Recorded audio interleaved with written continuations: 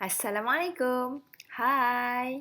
This video, I will explain on Chapter 5, Public Finance, but I will focus more on fiscal policy and also public finance in Islam. Before this, I had explained to you about monetary policy. That is a policy that involved with central bank. In Malaysia, for example, Bank Negara Malaysia. But for fiscal policy, that is different. Have you heard about fiscal policy ataupun polisi fiskal? Okay. Actually, fiscal policy is a policy which affect the aggregate demand by altering the balance between government expenditure and also tax. Fiscal policy also deals with the government management of the economy by varying the size and type of the economy, the type of taxation, public debt, government expenditure and government revenue.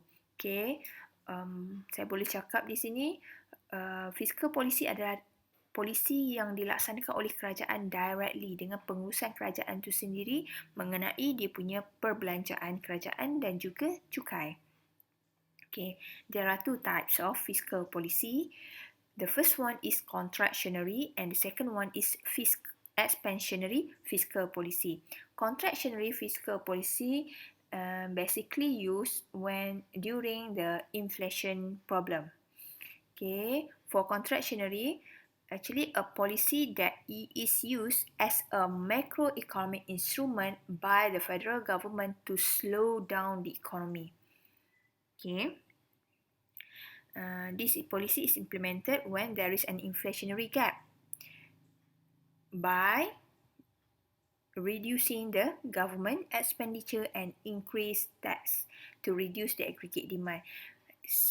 At this level, actually the economic growth is very good. Okay, kita punya perkembangan ekonomi yang sangat pesat sehingga menyebabkan masalah kenaikan harga barang, inflation rate yang tinggi, okey, kadar inflasi yang tinggi. Jadi untuk menyekat, untuk slow down the economy, sebab terlalu pesat, to slow down the economy, government has to implement contractionary fiscal policy. Jadi government bila berlaku kenaikan harga barang yang tinggi, kerajaan perlu mengurangkan government expenditure in terms of transfer payment. For example, kurangkan sebagai contoh antara government expenditure bantuan sara hidup, mungkin bila berlakunya keadaan inflation rate yang tinggi, kerajaan perlu mengurangkan bantuan sara hidup ataupun bantuan-bantuan kerajaan yang lain terhadap individu ataupun firm, okay, perniagaan.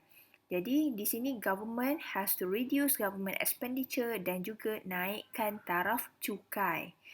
Disebabkan itu, bila naikkan taraf cukai, contohnya kepada individu, naikkan cukai personal income tax, dia akan menyebabkan disposable personal income akan reduce. So you ada duit yang sikit untuk berbelanja.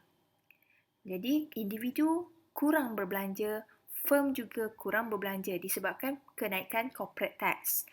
Jadi tiada kurangnya investment berlaku akan menyebabkan aggregate demand rendah, lebih rendah. And bila aggregate demand rendah, price akan jatuh. Okay, dengan cara ini dapat menyelesaikan masalah inflasi.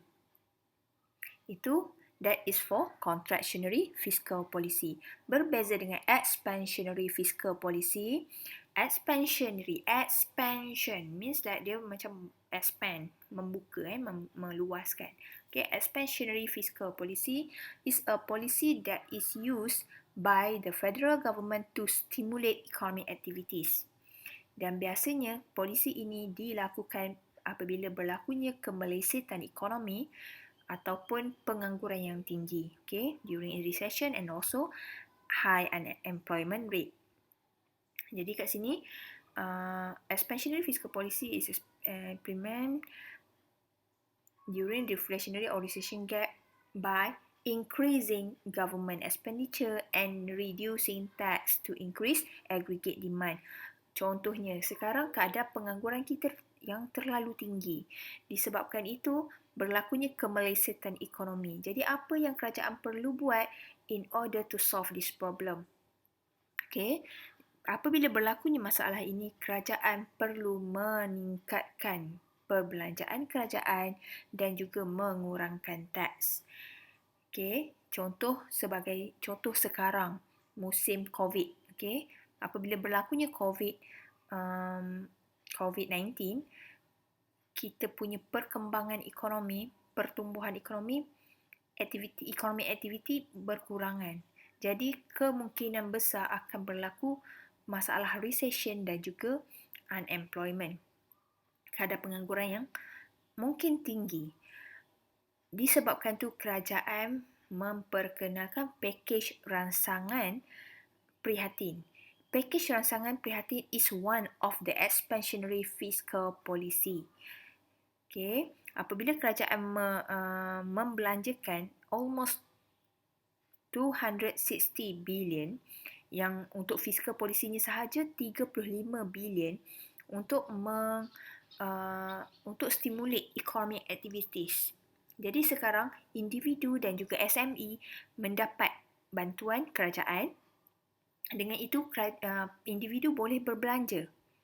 Okay, untuk B40 individu mendapat sebanyak RM1,600.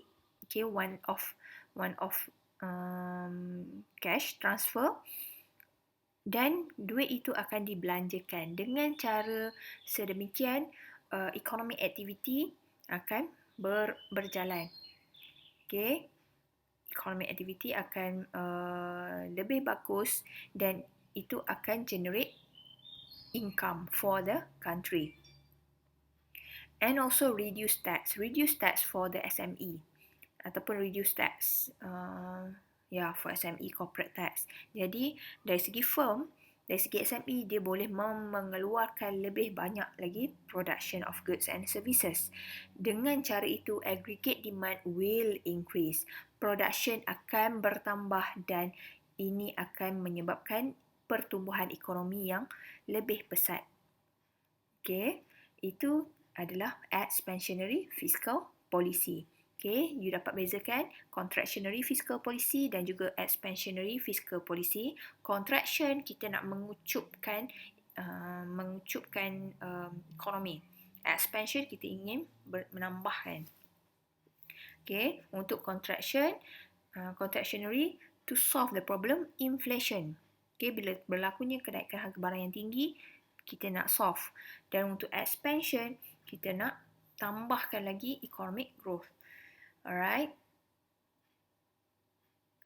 Hopefully you are all of you understand about my explanation for this part. Alright. Next is public finance in Islam. Okay, there are eight types of public finance in Islam. Okay, let's go one by one. The first one is zakat. Okay, zakat, semua orang tahu kita wajib membayar zakat. Okay, payment of zakat is a religious duty and forms one of the pillars in Islam. Zakat is collected from a null 1-year position of wealth which reaches to the nisab. The government should establish a proper body to enable a centralized collection of zakat. For example, in Malaysia, Zakat Collection Centre. Okay, zakat yang kita wajib setiap tahun adalah zakat fitrah, zakat pendapatan, zakat emas.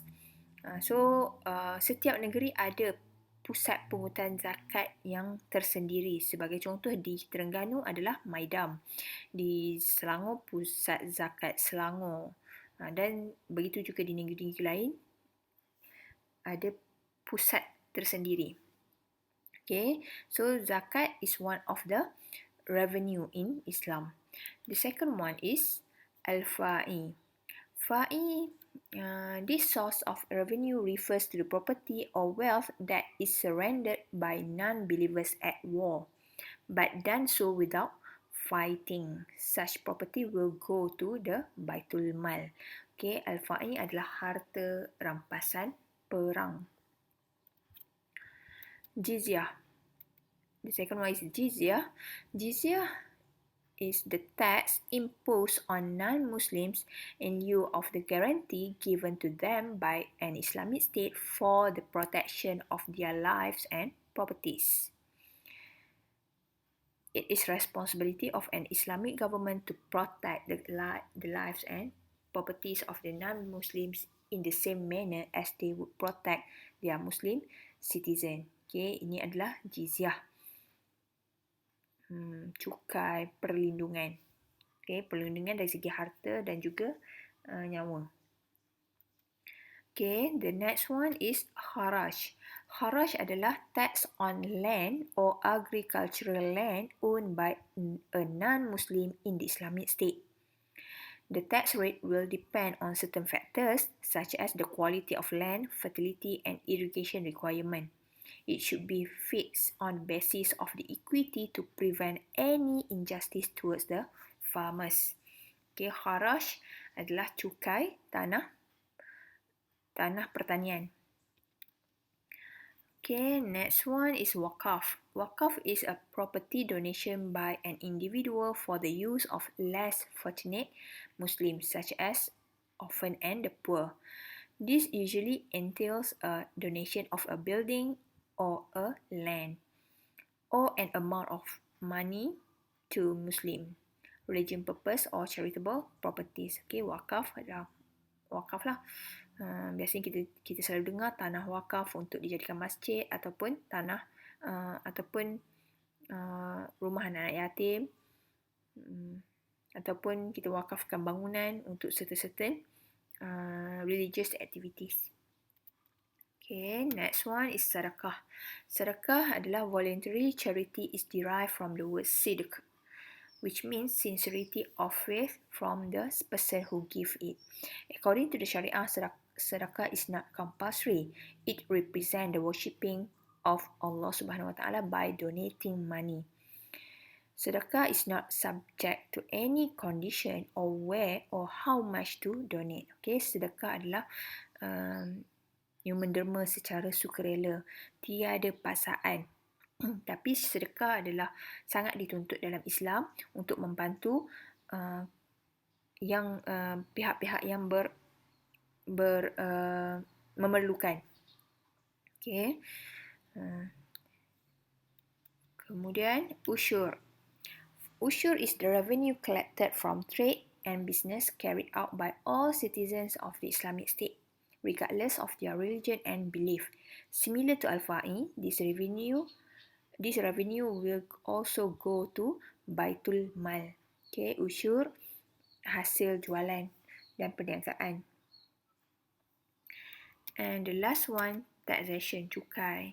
Okay, cukai, Islamic State has a right to impose tax as the Islamic government is responsible for ensuring that the basic needs of its citizens are met in accordance with the socio-economic status of the country. Okay, so cukai macam sama macam yang konvensional, right? So that is all for public finance in Islam. Alright, and next is Islamic government expenditure. You may read by your own for the Islamic government expenditure. Actually, the expenditure on tasks ordained by the Sharia. The second one is expenditure necessary in the light of the Sharia, and the expenditures necessitated by tasks assigned to the state by the people. You may read by your own self, and for this part.